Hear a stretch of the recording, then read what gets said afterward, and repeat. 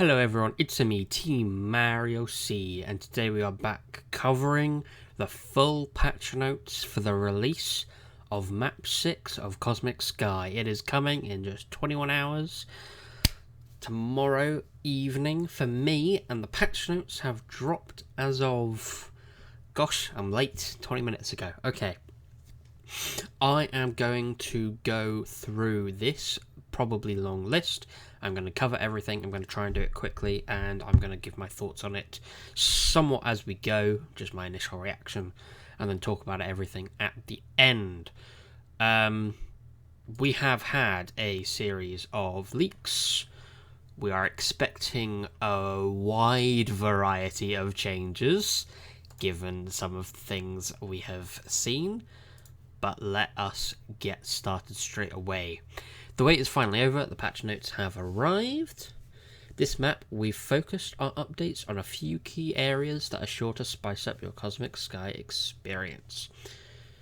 So, this is Horizons, that's the name for this map. So we've got some island changes. Part 1, Island Tools. Each of your island tools, this has been teased, will now no longer automatically upgrade in tier.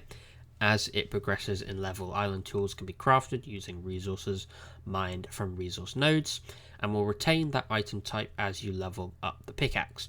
So previously, island tools would upgrade in tier at certain levels. This is obviously no longer the case. Every tier will progress through levels 1 to 100. All types of island tools will earn random attributes every 10 levels as they level up. Lower tiers of island tools will now have lower maximum attribute values. Interesting. So, better tools will have higher maximum attribute values. Makes sense. New for Map 6 is a nether tier of an island tool which can be crafted using netherite ingots contained in the abyss. In order to craft an island tool, you must have that tier of adventure map redeemed. That all makes sense, and obviously you won't be able to redeem it until the fund is unlocked, so you will be locked to... you won't be able to craft higher tier island tools until the respective funds for the maps. Okay, island tool attributes. So they've changed some of the attributes that are on them. They've removed catch success, increased durability, and increased XP, or reworked increased XP. So these were completely redundant, so that's good. Added new attribute Major Master for pickaxes, which increases chance for major enchants. Perfect Master doing the same thing for perfects. Added a new attribute Automated Fisher for fishing rods. Chance for catch not count towards fish out. That's very good. Combo power to earn more combo progress, so you can do it quicker. XP Master for swords. That's very strong. I'm glad they've got like a... Hopefully that's a decent amount, because honestly, the attributes they had for Slayer Swords were so bad, so this has definitely been a long time coming. Finally, I think probably 3 maps in a row we've been waiting for this, because, or at least 2, Island Treasure Rework and new loot tables. Okay. This map we have tweaked the way that treasures are obtained and given their loot table a full revamp. So they're now divided into 4 tiers which directly correlate to adventures. Very good. The drop chances for all treasure chests and upgrades have been audited and updated as needed. Okay. We'll have to check that out. They're probably not going to tell us now. They can preview the loot. Oh, thank God we can actually preview the loot in the GUI and not have to get it ourselves. Okay, that's cool. Very good, but we'll have to check out exactly what that contains in-game tomorrow. Autoslayer Player XP Collection. Autoslayers are an excellent resource to harvest player XP over time, but previously they were a little too good. Absolutely right. They'll now only collect 10% of the player XP that would normally drop. Yes, fucking hell, like, bruh. Thank you. They were kind of way too OP before. Baby Autoslayer bots can now hold 50,000 player XP. I think that's half of previous amounts. Wow. Oh wow, they have slashed and burnt those. Okay. This used to be 25 mil. This used to be 10 mil. This used to be 2.5. That is drastic. So it's only 10% of the player I mean, that... Yeah, okay. Wow. That's... Yeah, I mean, fair. XP, grinding XP manually, hasn't been useful for, like, multiple maps. So, I think with some of the things I know is coming, that makes sense. We've ordered progression islands and made the following changes. So they've removed a bad 5% fuel efficiency. They've removed the summoning circle island, rearranged the remaining 6 ones, adjusted the max island radius to accommodate the smaller island radius. Okay.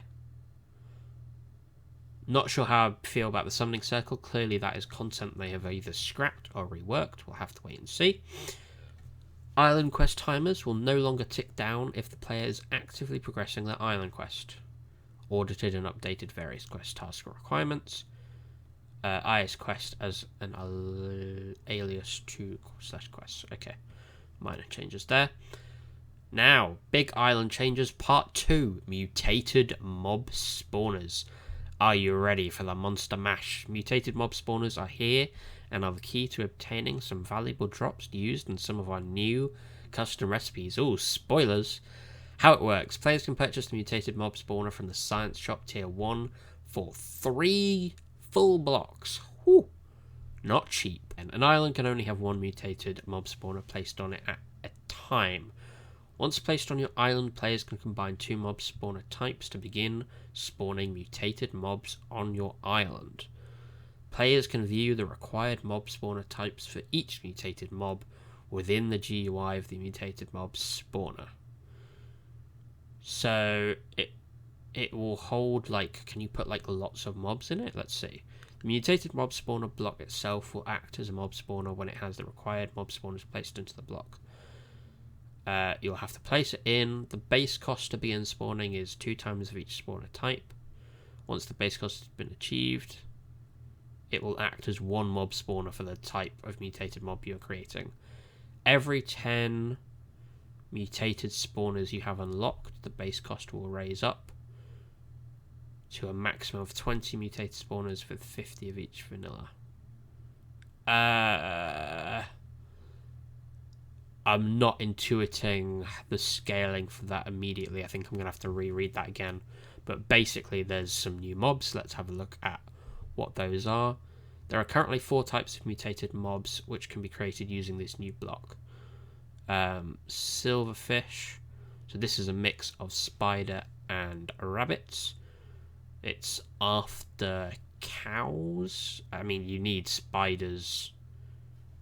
Isn't spiders level 15? No, it's level 11. Okay, it's after spiders, but it requires cows slain. Doesn't even require spiders. That's interesting.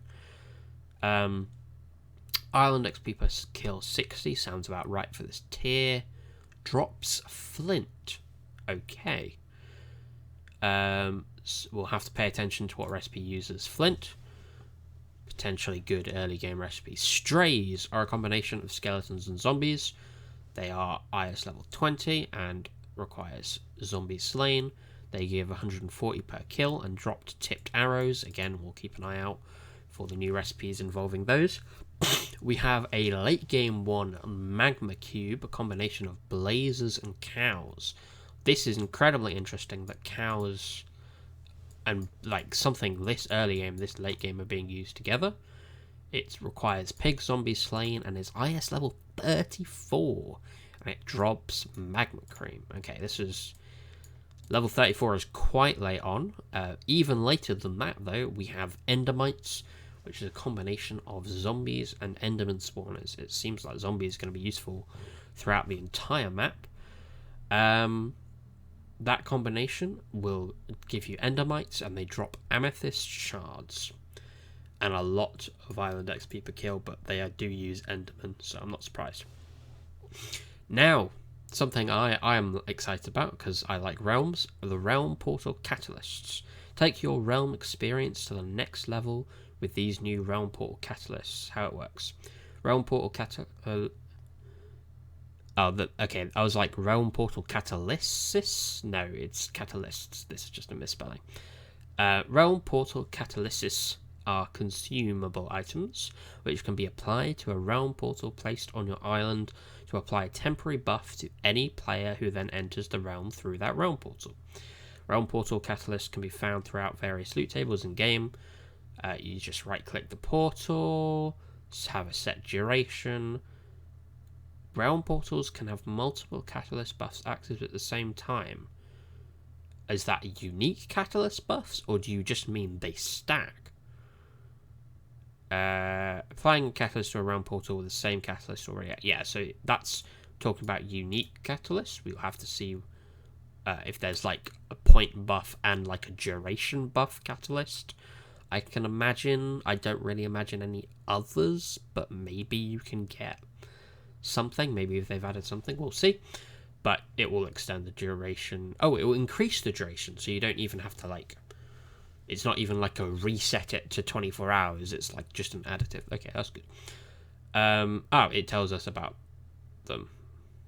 Wow. Okay. Yeah, they've got realm specific ones. Okay, that makes sense. So as I said, realm point timer. We've got all ones. This is increased movement speed in all realms. This is very useful. Increased crop yield in Bountiful Farm. That's okay. Yeah, fair. Start your fishing lake realm run with a higher level fishing rod. This is basically redundant given the strategies used in fishing, but not bad if you're solo. And you start with a higher tier pickaxe. Now this is huge. That's nice because that saves you some time. Right, now we're getting onto something brand new, and I have a feeling I might have mixed opinions on this. Enchantment changes and sky kits. So, for this map, we have updated the base costs for applying vanilla enchant books to your armor via an anvil. Chain and stone equipment is unchanged. Iron equipment, 750 XP per enchant level. That sounds definitely a cost, but not terrible. Yeah, and they've made it feel meaningful, I guess. Like you will actually need more than a negligible amount of XP. We've made a few tweaks to +1 enchantment gems this map to further increase their value and exclusivity. Now in order... Yeah, I was expecting this change. This is one the community wanted. In order to apply +1 enchantment gem, you must have the previous max level of that same enchant on your gear. So if you want to apply Gears 4, you need to already have Gears 3. If you want Overload 4, you already need Overload 3, etc., etc., as they explain here. The previous max gem is consumed when you apply the +1 gem, but you can remove the +1 gem, but then you'll need another max gem to apply it again. So you won't be able to do a lot of moving +1s around without shelling out again for more stuff, which is very good. And yeah, now it's 10 times base because Perfect is 5 times base, and this just makes sense. Sky kits, right? Sky kits are making a return. They are upgradable kits of gear unlocked through redeeming an S-Kit gem themed towards custom mobs which are found in adventures, as this will be the primary way of obtaining S-Kit gems in game. What kind of custom mobs? Oh, like the Dead Hollow. Okay, hold on. I'm reading too far ahead. So, right, I need to... Can I zoom in? I don't think I can. This is quite small text, even on my monitor. Okay. S-Kit gems can be opened through opening a lucky block on your island, which is a chance to give the player either a redeemable S-Kit gem or just a set of the S-Kit gear. So this is just, again, G-Kits if you play Prisons. It's just like you have a chance to get a permanently claimable kit. 3-day cooldown. Will be locked behind fund. So it's currently they're only from the mini boss, the Dead Hollow Monarch. But there's going to be a lot of them. Oh, I see.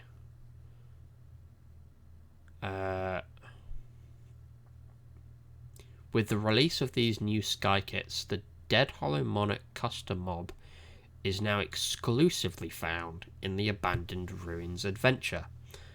This kit contains a set of chainmail gear, so I think this is teasing Dead Hollow Monarch custom mini-bosses, but different unique ones for each adventure, and I think that will be very, very cool indeed. This has been buffed significantly because I thought, looking at the helmet, that it was exactly the same. It is not. We have freaking gears on the set and a rise. That is pretty good, actually. Gears on the set. Gears 3 from your S-Kit if you get enough gems. That sounds very strong if you get it up to the max level of 3. Okay. Yeah, so as it says here, high S-Kit level. This is, I didn't actually read this out loud, I think, but I kind of assumed it because I know how G-Kits work. But if you get the max level, you're going to be getting some really good gear, potentially, which is quite powerful. So here's a big one. The adventure changes and white scrolls.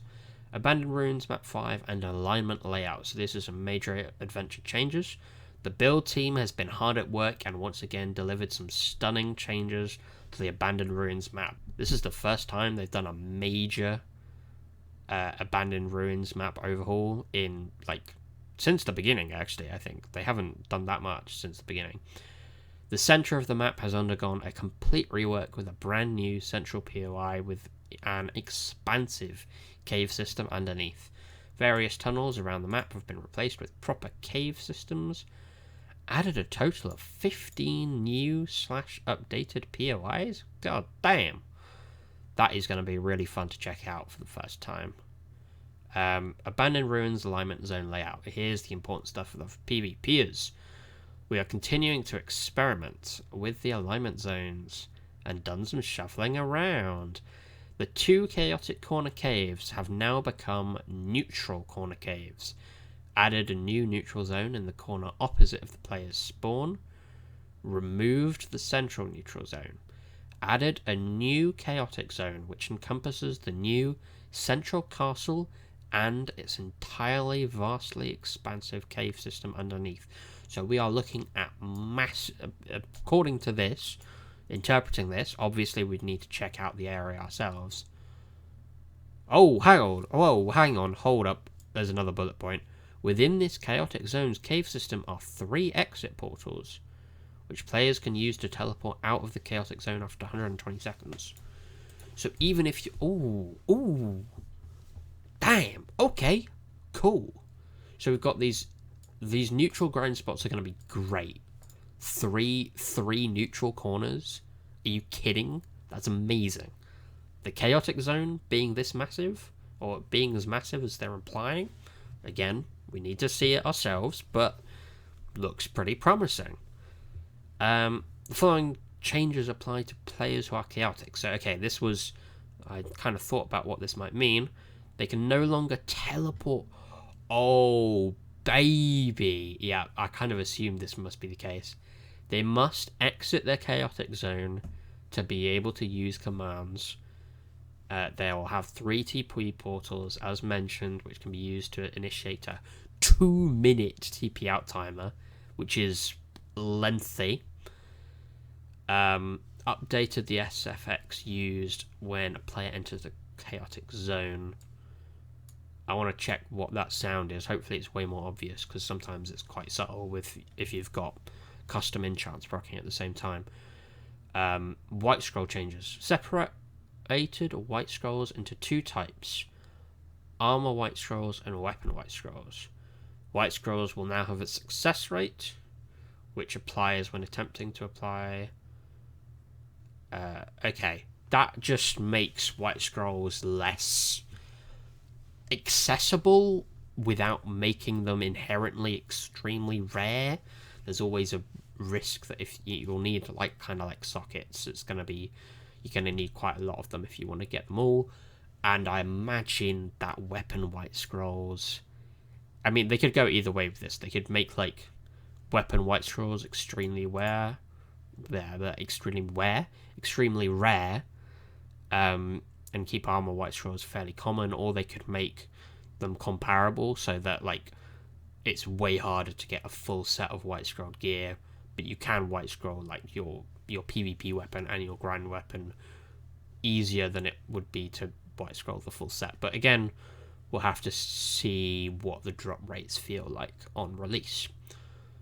Now, we've got some more miscellaneous stuff, and we're near the end. Okay, it's actually not as long as I thought. Okay, never mind, I've done a lot of reading. Hang on. I forgot how much reading I did. Okay. Inventory pet changes. The map, this map, we have made tweaks to a few of our friendly inventory pets.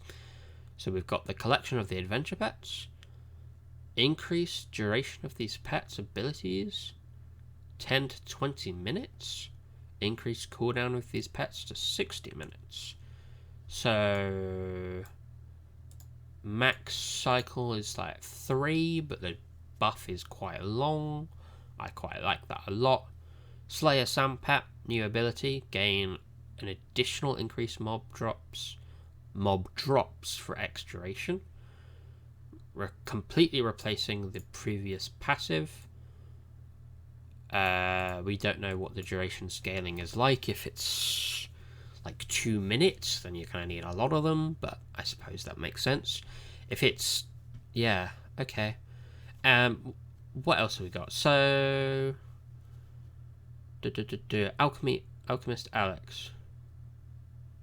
Added ability, plus X% chance to not count towards the trinket usage limit on trinket use while active. Was this not already the case? Was this not how it worked? I thought this was how it worked. Was the Alchemist Alex... Huh. I thought this was always the case. Maybe I was using Alchemist Alex for no reason, or misinterpreting the thing, but new cooldown is 8 minutes, fair enough. Blacksmith Brendan, basically irrelevant because almost everyone can fix all. Now we can have a look at the science shop changes. They've added the infinite water bucket, 1 science gold block. That will be very helpful for the islanders and the farm builders, etc, etc. Updated all healing trinkets available from the science shop to be a healing 2 potion. Science cost and max uses from the previous health 1 potions will remain the same. Wait. All of them?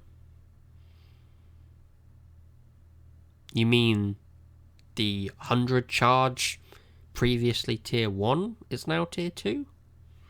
Did you revamp the cost, or has that just been removed in favour of the 80 charge? I mean, that's Science Shop 3, so it's not really relevant for launch, but we'll have the... Don't forget about that. Maybe we'll have 100 charges of instant health 2s. That will be fun. Though we will possibly need it, given that Ender Pearl trinkets have been removed completely. Okay. Horizon Mask, the Mapley Mask, fine. Headless now has less of a chance to proc when killing a neutral player. That's funny as fuck. It was a little bit excessive how many heads he got. Audited and updated various IS skill resource items, Smelterbot recipe items, and custom recipe items to remove unstackable/limited stacking items. Brilliant QOL, especially for milk buckets, but brilliant QOL. Airdrops now have a chance to reward the player with an adventure upgrade. That's quite nice. This QOL was in the leak. They basically already showed that off. That's fine. Updated the crafting requirement for enriched nodes from 16 to 9. That's also big. I might might have to be mining enriched cobble nodes quite quickly, potentially. We'll have to wait and see. Audited and tweaked various custom recipes / custom recipes sell prices. Resolved an issue causing the Slotbot credit shop to sometimes clear on daily reboot. This is like give where are the numbers, Mason? Give me the numbers. Let us scheme and plan about how we're gonna make money. Anyway, we'll have to wait and see for release, it seems, unless it's in changelog. Nope, these I'm getting ahead of myself. Resolved an issue causing alliance to sometimes lose outpost ownership on daily reboot. Yeah. Resolved an issue causing rare candy levels to be inaccurate with the intended max level of a pet. Resolved an issue causing bamboo to not display harvest progress on right-clicking the fully grown crop. Okay, so I clicked on it. I'm just going to polish off the final few bits. Resolved an issue causing Emperor Mask front end message. Selling items to display an incorrect mask name. Adventure chest not spawning. Not tracking clue score properly. No longer be able to quick break. Not count. Deep slate not counted towards clue scrolls. Being able to place moon pie. Auto smelter recipes not displaying properly when in bundled items. Mythic enchantments can no longer be backstored off gear. I thought that was already done. Remove the chat message when remedies proc. +1 nether enchant gems will now drop as combat gems. We might actually not want this now, given the tools, but okay. Added a new permission block toggle for interacting with permission blocks. Okay, yeah, makes sense. Players can no longer change their mask on side of Ventureward. Okay. Last but not least, the announcement. Map 6 releases tomorrow at this time. Revamped island tools to help you on that grind. New builds for the hubs, spawns, and adventures. Combine your spawners to grind out the new mutated mobs, and many other changes. And enter our giveaway to win the exclusive Celestial rank, which I did. But yes. This, giveaway does not allow daily entries, so I did enter.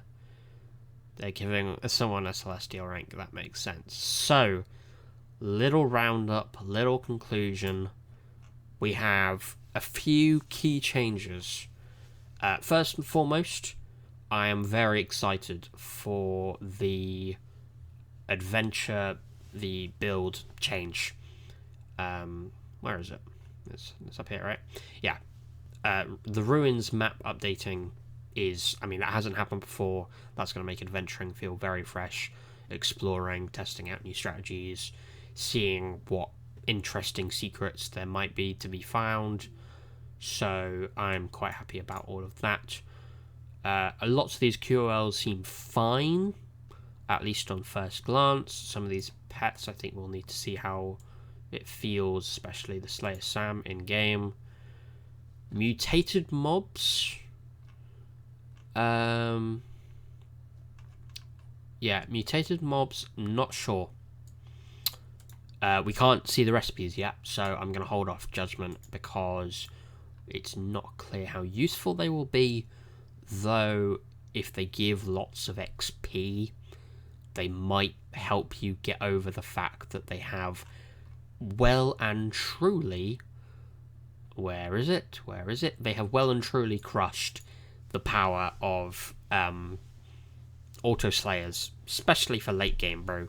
Nether gems, that's actually gonna require work. XP might actually have some value, which is quite interesting. It's going to change the economy a lot, actually, I think, because XP is not going to be a ridiculously plentiful resource as it was for the past few maps. Attribute tool changes. I think... What do I think about this? I think we'll have to wait and see. Replacing outdated attributes, adding new better ones, that's always good. How meaningful, it will feel how much of a grind, how much of a benefit, whether getting a stone tool all the way to 100 is gonna be feel rewarding. Like if someone's going hard into mining on an island, that's literally all they do, they grind out that max level tool, if that's gonna feel worth the effort. Not quite sure, but I like the fact that you're earning the attributes much more often. I also am yet to see how the tool XP gain will be over the course of the levels, if they've changed it, because I hope they have, because the scaling at later levels is built around end game island skills that give more tool XP. But all of that is kind of gritty detail that we don't have here, so can't say for sure. Again, we can't look at the loot, but it has been outdated for several maps, so it's good that it got changed. RIP Summoning Circle. That's all I'm going to say about that. As there's certainly some people that are going to be mad. I am sad that they have seemed to have cancelled that content, or at least the original vision of it. That's somewhat unfortunate, but these things happen. Island quests I think these are mostly just QL. That's fine. Mutated mobs, yeah, I already said I'm going to hold off judgment. Realm Portal Catalysts.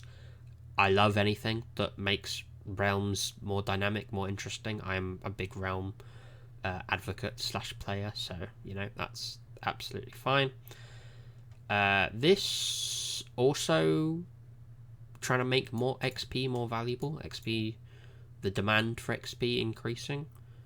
Similar change for here, increasing the demand for XP. I think that's going to be healthy for the game overall if we want slayers, if we want the IS skill of slaying mobs to be something that returns to manual grinding as thing. Maybe making direwolves again quite good.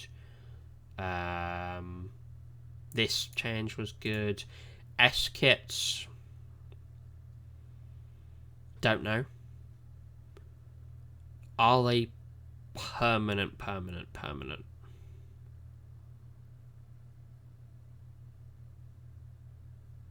think so. Yeah, permanently unlock the S-kit. But they can... So the base level will be permanently unlocked, but you can upgrade it with additional gems. If it's mostly obtained in-game, and it's not pay to win, that's actually fine. I'm actually not mad about that. That's, even more incentive to go for the mini-bosses. Actually, yeah. Wait, if it's not... If it's just from killing the unique mobs in each adventure, wait, that's, I kind of thought this would have been made more pay to win, but no, it's not at all. It's actually just quite cool. Okay. I didn't... When I was going through it, I was kind of rushing through it. I've got bad memories of G-kits, shall we say, and them being pay to win. But this feels, if the odds aren't ridiculously low, obviously, this feels good. I've already said the alignment changes are good. The white scroll changes, we're gonna have to wait and see, but I think that's probably a positive. And that's about it. It's looking quite interesting. I am looking forward to checking out the new adventure map tomorrow, and that is about it. Generally, what do I think? I think this is probably somewhere between 6 and 9 out of 10. There's that much variation because there is just a lot we don't know yet. We don't know how island tools are going to feel. We don't know how good the treasures are. We don't know how good the mutated mobs are. We don't know how the S-kits will feel. We don't know how good the new map is. There's so much here to find out that I can't concretely say how good this update is. But it looks very promising, and the main thing is that there doesn't seem to be any glaring issues, which is great. I'm very impressed. Nothing here seems ridiculous, so I'm quite happy about that. So, yeah, that is gonna be it. Oh, wait. Oh, no, that was the old one.